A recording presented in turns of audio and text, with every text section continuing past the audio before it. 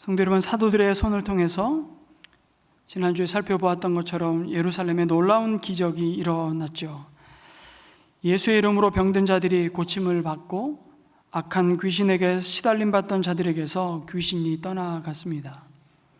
이제 예루살렘만이 아니라 그 근방의 여러 동네의 백성들까지 죽음을 이기시고 부활하신 예수의 이름 앞에 엎드리기 시작했습니다. 사도들에게 나오는 모든 자들에게 놀라운 치유의 역사가 일어난 것입니다. 사내들인 공회는 예수만 없애면 모든 것이 깨끗이 끝날 것이라 생각했을 겁니다. 그런데 얼마 못 되어 예루살렘 거리는 그들이 보기에 더 소란스러워졌습니다. 다 도망가고 사라졌다고 생각했던 예수 제자들이 나타나 예수님이 하셨던 일을 똑같이 하고 있는 겁니다. 심지어 베드로의 그림자라도 덮이기를 바라며 야단이 난 것이죠. 두려움에 벌벌 떨고 있어야 할 예수를 따라다니던 제자들이 버젓이 나타나 이제는 너희가 죽인 예수가 부활했다고 외치고 다니는 것입니다. 사태가 더 심각해진 것이죠. 그러자 17절에 대제사장과 사두개파 사람들이 모두 시기심이 가득 차서 들고 일어났다고 말합니다. 예루살렘 백성들의 마음이 자신들에게서 멀어지는 것을 보자 그들의 마음에 시기와 질투심이 가득 찼습니다. 사람들로부터 그들이 받아 누렸던 관심과 존경심이 자신들로부터 그들의 눈으로 보기에는 참 일자 무식, 배운 것도 없는 갈릴리 총구석에서 온 예수 똘마니들인 제자들에게로 쏠리자 그들 마음에 경쟁심이 발동했던 겁니다. 그러자 초대교회의 사도들에게 사내들인 공의회를 통한 두 번째 핍박이 찾아왔습니다.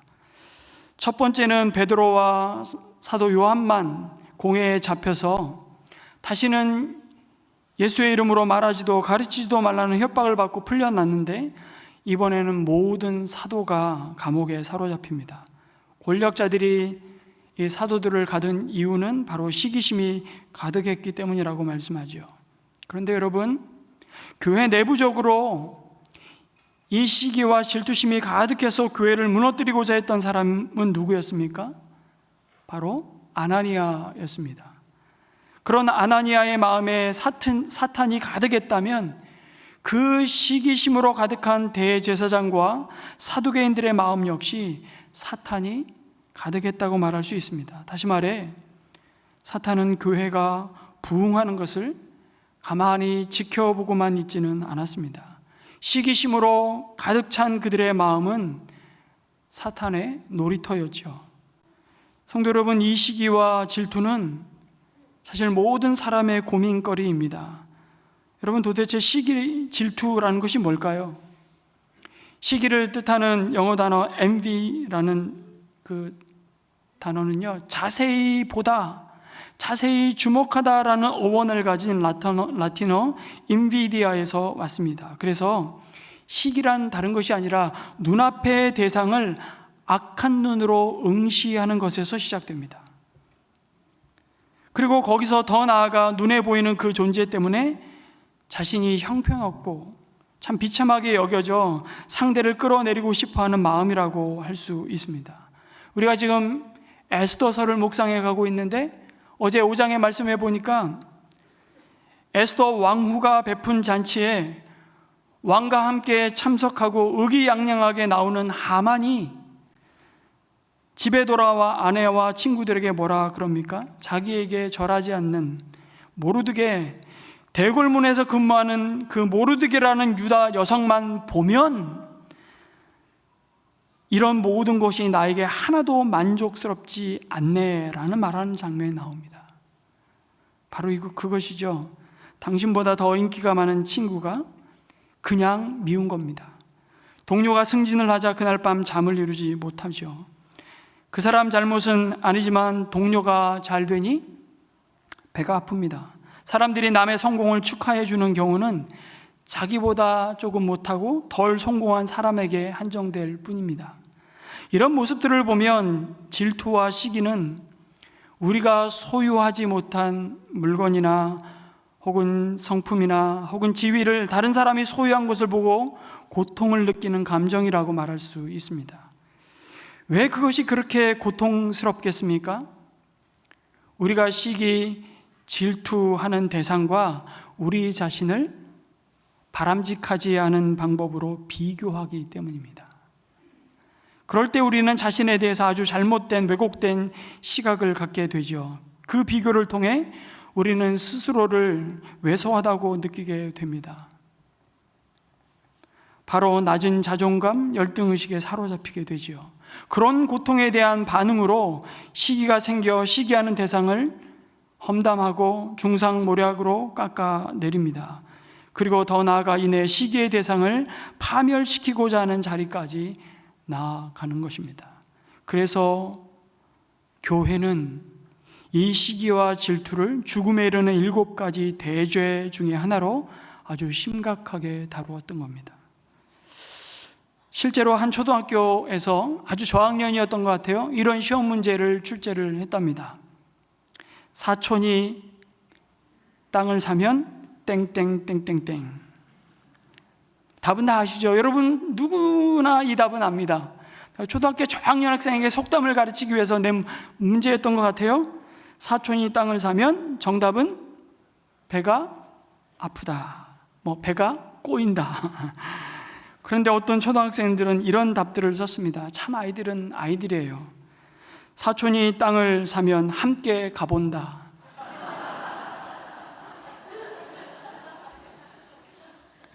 사촌이 땅을 사면 정말 좋겠다. 이런 답을 쓴 친구도 있었고요. 한 학생은 뭐라고 답을 썼냐면 사촌이 땅을 사면 나는 씨를 뿌린다. 대박입니다. 대박. 여러분, 이 마음이 성경이 요구하는 마음이죠. 그런데 세상은 그것이 오답이라고 말합니다. 정답이 아닌데 사실은 정답인 상황이 벌어지는 겁니다. 예수님을 죽였으나 부활하신 예수님을 증거하는 제자들을 향한 종교 지도자들의 반응이 이런 상황 아닐까요? 아니, 자신들이 다스리는 지금 이 백성들에게 기쁜 일이 일어나는데 지도자들은 사도들에게 상을 주어도 현찮을 판에 그들을 붙잡아 감옥에 가두어 버립니다. 시기심이 가득하여 종교 지도자들이 선택한 방법은 사도들을 옥에 가두는 것이었습니다.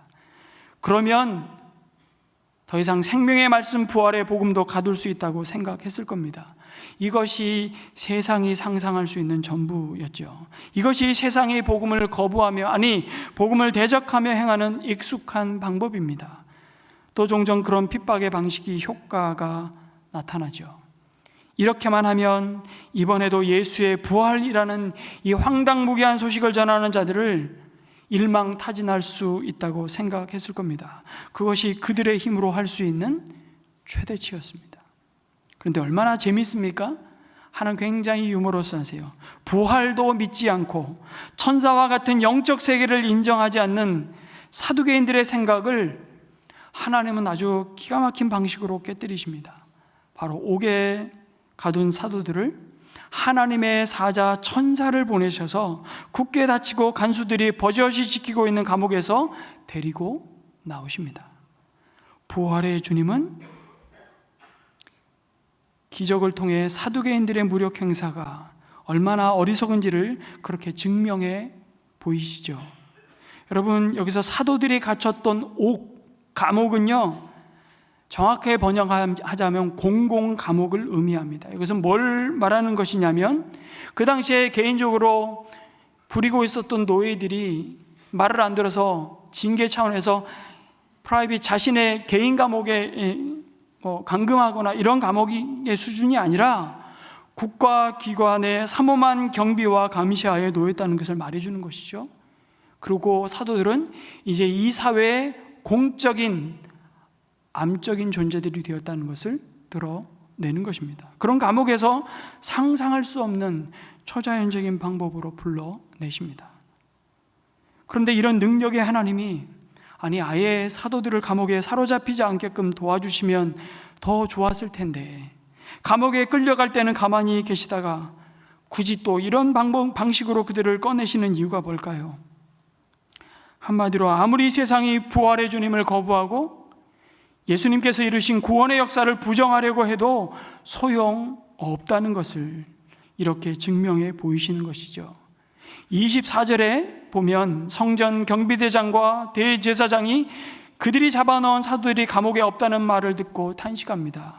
대체 일이 앞으로 어떻게 될까 하고 사도들의 일로 당황하였다고 증거하죠. 이 사건은 사도들에게만 표적이 아니라 권력자들에게도 예수님이 부활하셨다는 것을 증거하시는 표적이 되게 하셨던 겁니다. 그래서 여기서 또한 우리는 종교 지도자들의 이 극심한 시기와 질투심은 사도들 때문이기 이전에 사실은 그들이 증거하는 예수의 이름 때문이었다는 사실을 알 수 있습니다. 여러분 28절에 대제사장이 사도들을 공의회에 잡아와 신문하면서 뭐라 그럽니까? 28절에 우리 함께 같이 읽습니다. 시작. 우리가 그대들에게 그 이름으로 가르치지 말라고 엄중히 명령하였소. 그런데도 그대들은 그대들의 가르침을 온 예루살렘에 퍼뜨렸소. 그대들은 그 사람의 피에 대한 책임을 우리에게 씌우려 하고 있어 라고 말합니다. 여러분, 권력자들은 예수의 이름을 부르는 곳조차 거부하죠. 그래서 예수의 이름이라 말하지 않고 그 이름이라고 말합니다. 예수를 그 사람이라고 부르죠. 예수의 이름조차 떠올리고 싶지 않은 겁니다. 여러분, 만일 예수의 이름에 어떤 능력이나 소망이나 어떤 놀라운 구원의 역사가 죄사함이 없었다면 그들이 시기할 일이 없었겠죠. 그러나 그 이름이 그들 안에 극심하게 시기심을 불러일으킨 것은 바로 예수 그 이름 때문에 사람들 사이에 소망이 일어났고, 예수 그 이름 때문에 그들 안에 구원의 역사가 일어났고, 예수 그 이름 때문에 그들 안에 놀라운 치유와 죄사함의 능력이 일어났기 때문이죠.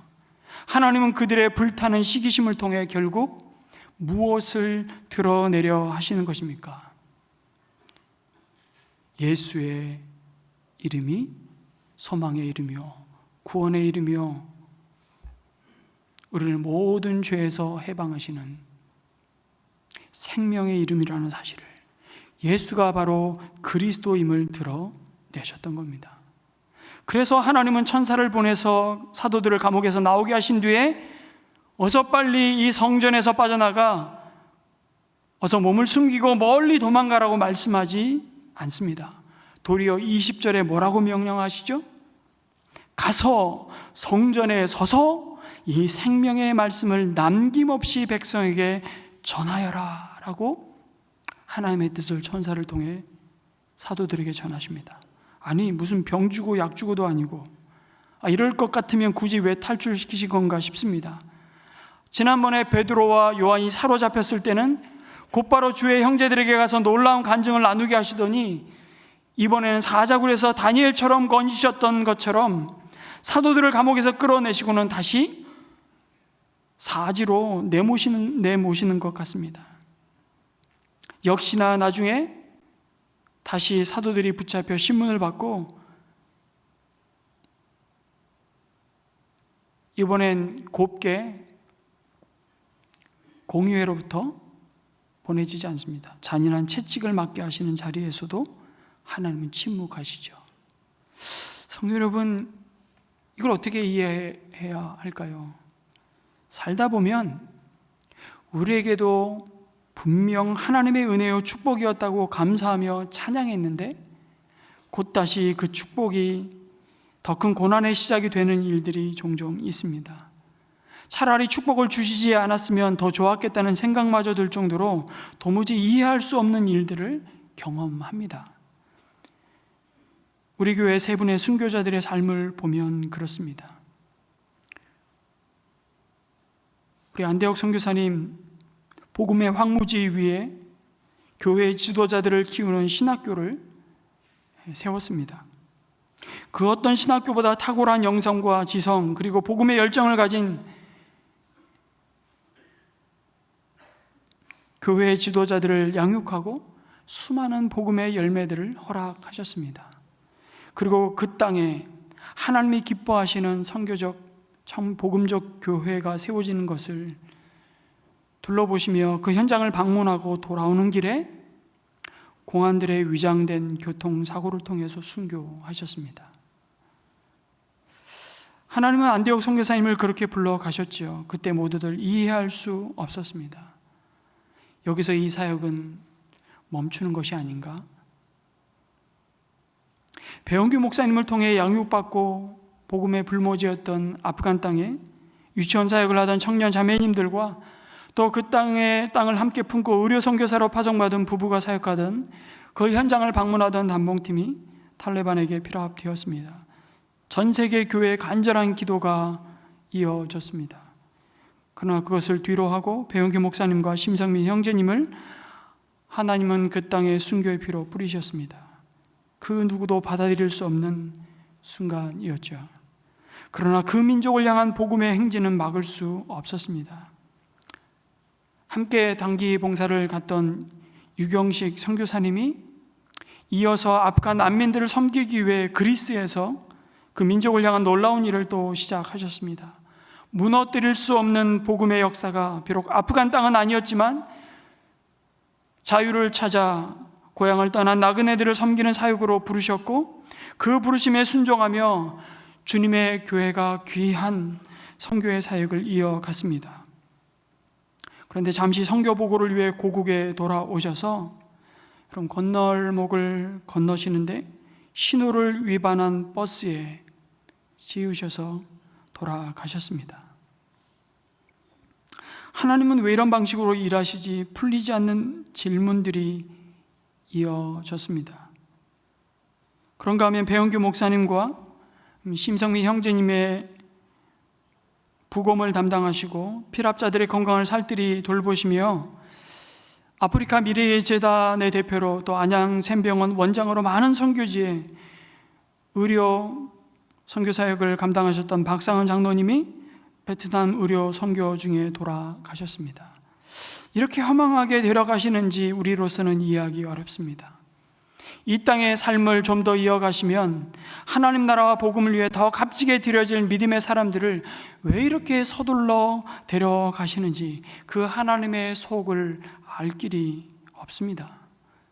그러나 여러분, 이런 모든 순간에도 우리가 붙들어야 할, 우리가 붙잡아야 할 것이 하나 있습니다.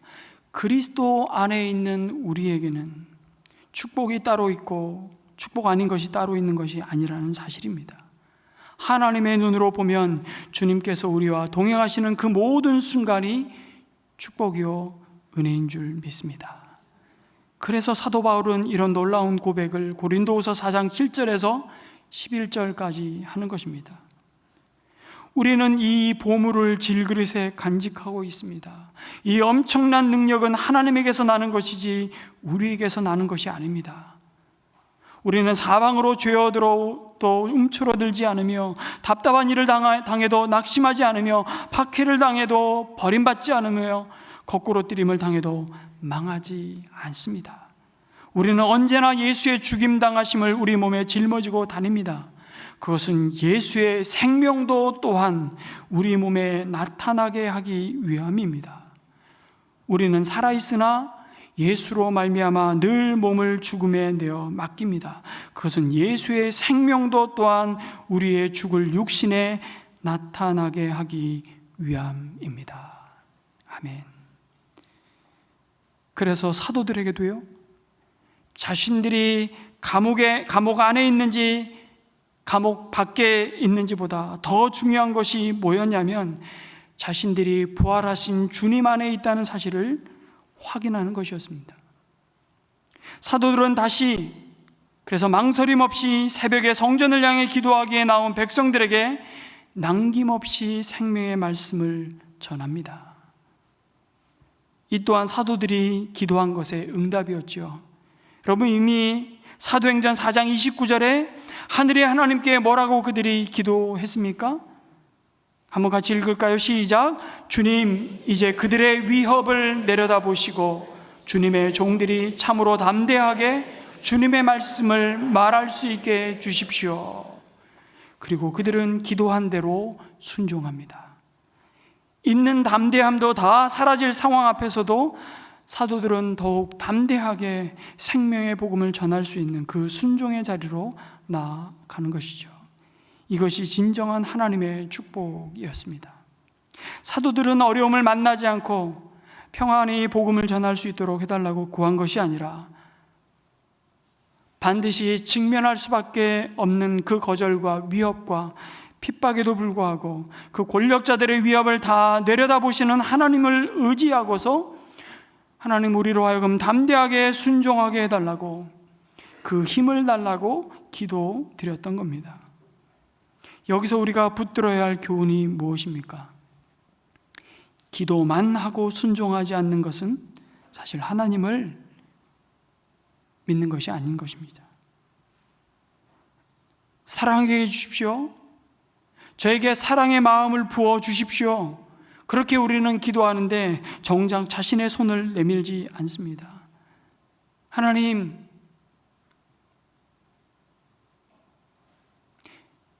내 눈에 흙이 들어갈지언정 저 사람 보고 싶지 않지만 용서하게 해주십시오. 용서하게 해주십시오. 근데 기도만 하고 내 손과 발이 그 사랑의 수고와 용서의 자리로 단 한 걸음도 나아가지 않는다면 그것은 기도가 아닙니다. 우리에게는 행동하는 기도가 필요하죠. 기도의 순종도 중요하지만 순종하는 기도가 더 절실히 필요하다는 사실을 우리에게 가르쳐 주십니다. 그래서 사도행전 4장 31절은 놀랍게도 그들이 기도를 마치니 그들이 모여있는 곳이 흔들리고 그들은 모두 성령으로 충만해서 하나님의 말씀을 담대히 말하게 되었다라고 증거합니다. 그리고 그 순종의 기도를 통해 그들은 깨닫는 것이죠. 예수님이 이미 자신들에게 말씀하셨던 사람이 너희들을 회당이나 위정자나 권세 있는 자 앞에 끌고 가거든 어떻게 무엇을 대답하여 무엇으로 말할까? 염려하지 말라고 마땅히 할 말을 성령이 곧 그때에 너희에게 가르쳐 주시리라는 그 의미를 여러분 그때는 무슨 말인지 이해할 수도 없었을 것입니다. 아니 이해하고 싶지도 않았던 말씀이었는데 바로 이 순간을 위한 말씀이었음을 지금은 알게 되는 것이죠. 그때는 미처 몰랐었는데 그때는 왜 하나님이 그렇게 일하시는지 우리는 이해할 수 없었는데 이제는 비로소 주님의 마음을 선명히 알고 있는 자신을 보는 겁니다. 그래서 사도들은 자신들 앞에 놓인 길 앞에 이제 무슨 일이 벌어져도 이제 뒤돌아서지 않는 것입니다. 그들의 마음이 주님께 확정되어 후회함 없는 증인의 삶을 달려갈 그 믿음의 담력을 가지게 되었습니다. 다른 사람의 병듦과 귀신을 예수님의 이름으로 쫓아내었는데 이제 자신들의 몸이 순간이었지만 여러분 시공간의 차원을 넘어서 이동하는 부활을 경험하는 것입니다. 마치 예수님을 가둔 무덤이 죽음을 부수고 나오셔서 빈 무덤이 된 것과 같이 감옥의 병정들이 삼엄하게 두 눈을 부릅뜨고 지키고 있는데 여전히 그 감옥문은 잠겨 있었는데 그들의 몸은 감옥을 나와 다시 솔로몬 행각을 향해 자유롭게 가는 겁니다. 죄수를 지키나 죄수가 없는 빈 감옥은 어떤 인간의 상상으로도 설명이 되지 않는 부활의 능력이었습니다. 그리고 사도들은 그들이 사로잡혔던 그 자리에 다시 돌아가 남김없이 생명의 말씀 복음을 전하죠. 하나님은 그렇게 더 이상 그들의 몸을 가둔다고 복음을 무너뜨릴 수 없다는 사실을 보여주십니다. 더 이상 사도들을 둘러싼 그 적대적인 환경이 복음을 가둘 수 없었습니다. 여러분, 왜 이런 놀라운 표적을 우리에게 보여주십니까? 사실은 우리 또한 이러한 불시험을 통해 우리의 믿음을 정금과 같게 하시는 주님을 더욱 신뢰하도록 우리의 믿음을 세워 가시는 것이죠. 주님을 더욱 그 고난 속에서도 불시험 당함을 이상하게 여기지 않고 우리는 더욱 주님을 의지합니다. 주님께 더욱 바짝 붙어 있습니다.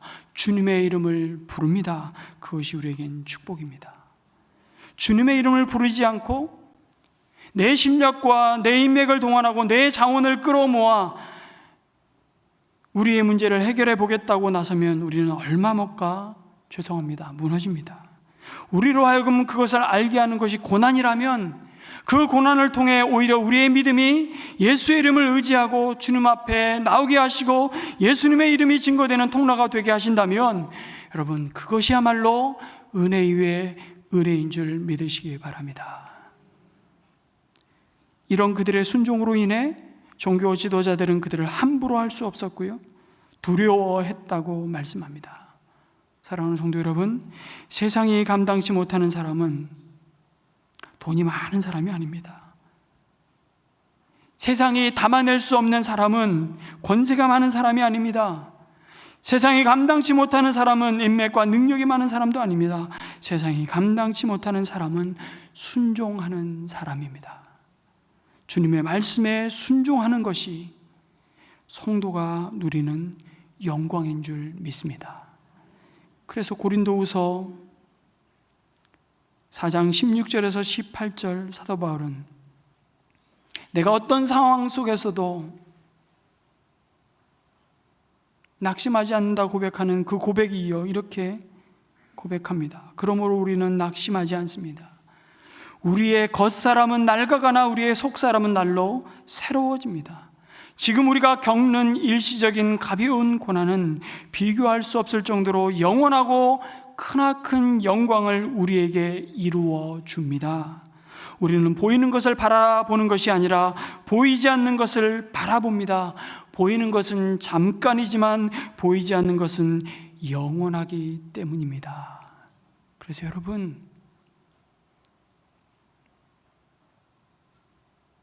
영원한 것을 위해 영원하지 않는 것을 포기하는 자는 바보가 아니다.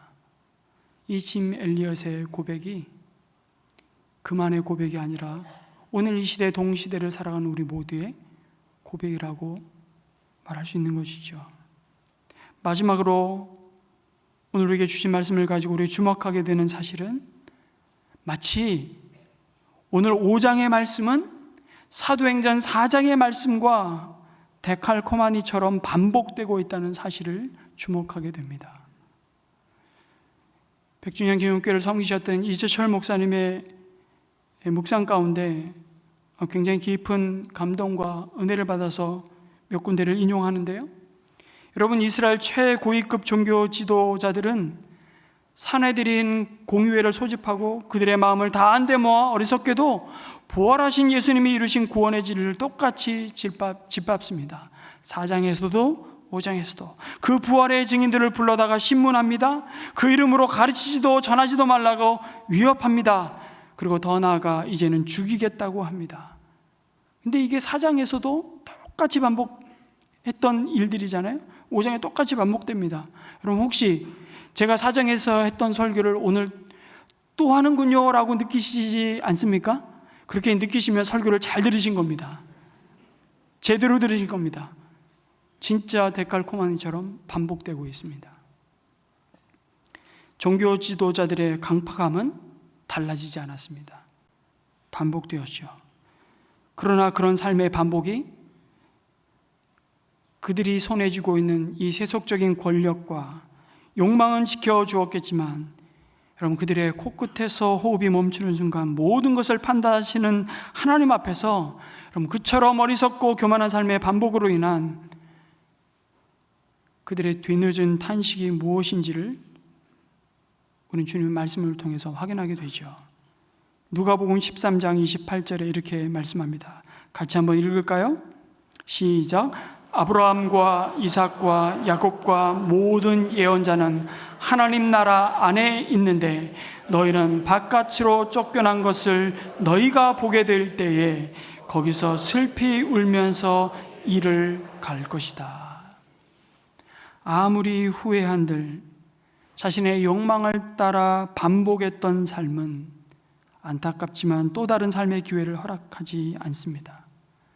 뿐만 아니라 반드시 슬피 울며 이를 갈며 탄식 속에서 끝난다는 것을 말씀해 주시죠. 그러나 이와는 대조적으로 사도행전 5장 사내들인 공의회 앞에 선 사도들의 삶 역시 4장의 반복이었습니다. 다만 유대교 지도자들과 차이가 있다면 그들의 삶이 자신의 욕망을 위한 삶의 반복이었다면 사도들의 반복은 진리와 생명이신 주님을 위한 삶의 반복이었다는 차이뿐입니다. 그 차이를 어디서 볼 수 있습니까? 베드로는 똑같이 말하지 않습니까? 표현만 다를 뿐 사람에게 복종하는 것보다 하나님께 복종하는 것이 마땅하다고 말합니다. 다시 공의회 앞에서 그들은 변명하지 않았습니다. 예수님에 대해 오롯이 증언하죠. 당신들이 예수님을 나무에 달아 죽였고 하나님은 예수님을 살리셨습니다. 그리고 이스라엘로 회개하고 죄사함을 받게 하시려고 예수님을 높이셨습니다. 그를 오른편에 앉히시고 예수님을 왕과 구주로 삼으셨습니다. 우리는 이 모든 일의 증인이라고 말합니다. 사도들의 이 당당한 답변의 모습과 내용 역시 여러분 이미 친숙합니다. 왜요? 사도행전 4장에서도 동일하게 복음을 전했기 때문입니다. 사도들의 증언이 상황에 따라 그때그때 바뀌지 않았기 때문입니다. 그들의 삶이 어느 정도로 주님을 위한 반복이었는지를 오늘 42절에 이렇게 결론을 내립니다. 같이 읽습니다. 시작. 그들이 날마다 성전에서 42절입니다. 그들이 날마다 성전에서 그리고 이 집 저 집에서 쉬지 않고 가르치고 예수가 그리스도임을 전하였다라고 말씀합니다. 동일한 반복이지만 그 반복된 삶이 담고 있는 의미와 결과는 매우 달랐습니다. 사도들이 주님을 위한 삶을 반복하는 것은 그저 따분하고 무의미한 일이 아니었습니다. 주님을 위한 삶을 반복하면 반복할수록 그들은 어제보다 오늘, 오늘보다 내일 그들에게 주어진 모든 날들 속에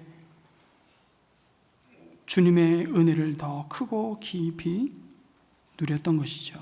그리고 주님을 위한 삶을 반복하던 그들의 삶이 끝나는 순간, 마침표를 찍는 순간 그들은 일말의 후회도 없이 오히려 감격하며 하나님 앞에 서지 않았겠습니까?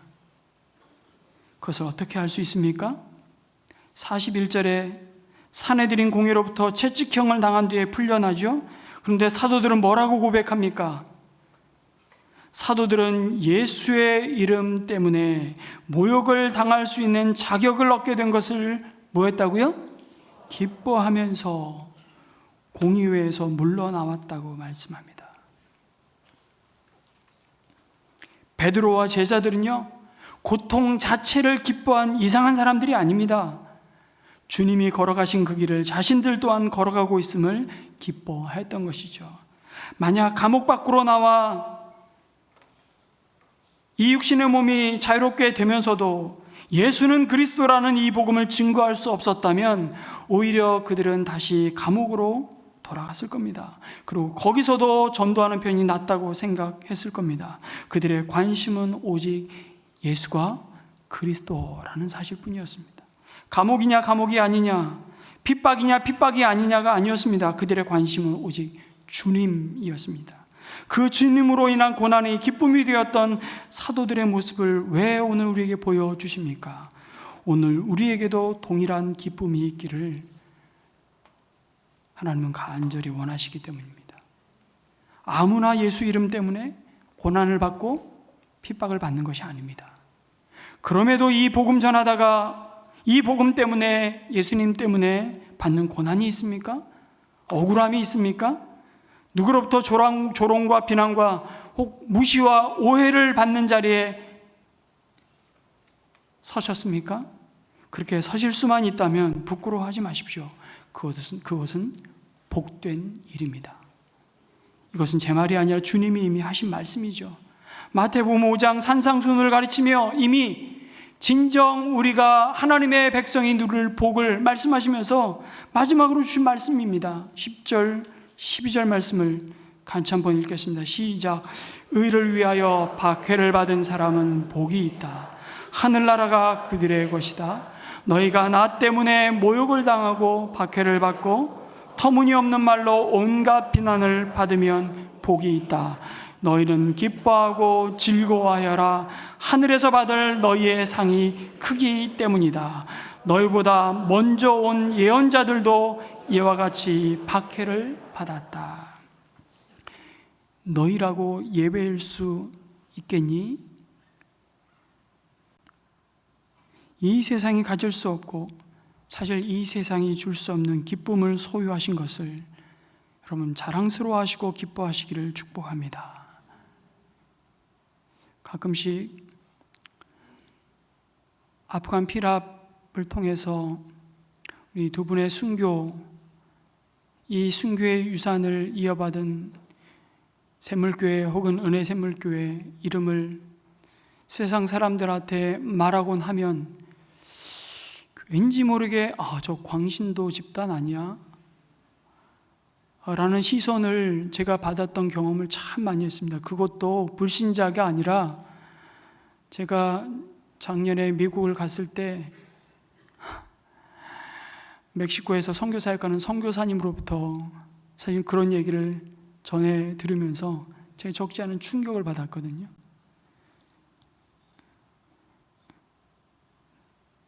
그때 저는 조금 더 주저함 없이 숨고 싶지 않았습니다. 그리고 선교사님이 알고 있는 내용은 잘못된 내용입니다. 저는 제가 증인으로서 말해 주어야만 했습니다. 여러분, 분명히 모든 사람이 후회한다는 죽음 앞에서도 사도들은 후회하지 않았을 겁니다. 왜요? 그들의 삶이 자신들에게 은혜를 반복적으로 베풀어 주시는 주님을 위한 반복이었기 때문입니다. 성도 여러분, 이 땅에 주어진 우리의 삶의 1분 1초가 욕망을 따르는 죄의 반복이 아니라 그 무엇도 그 누구도 무너뜨릴 수 없는 복음을 위한 진리와 생명의 반복이 되시기를 주님의 이름으로 축원합니다. 아멘.